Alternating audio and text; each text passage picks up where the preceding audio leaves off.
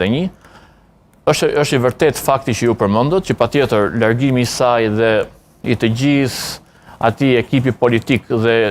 të gjithë mbështetësve të cilët ishin përkrahas së zonjës Osmani, patjetër që pati pasoja politike për jetën demokratike të Kosovës, më pas arsyet e ndarjes, largimi i saj është pasojë e një rrugtimi të caktuar, që unë mendoj që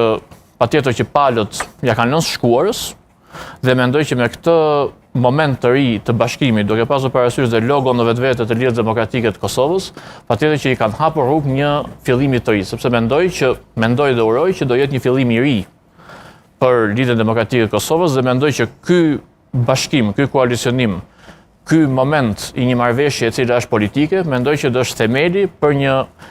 bashkërendim dhe bashkëveprim të ri politik, jo thjesht që të jetë një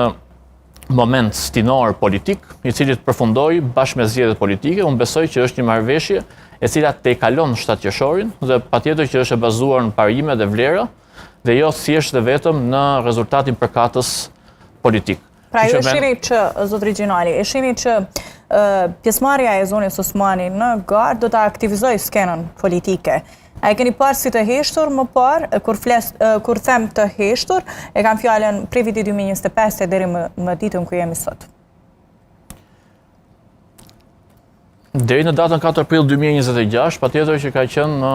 ushtrimin e funksionit të Presidentes Republikës. Dhe duke patur parasysh ushtrimin e një funksioni të tillë,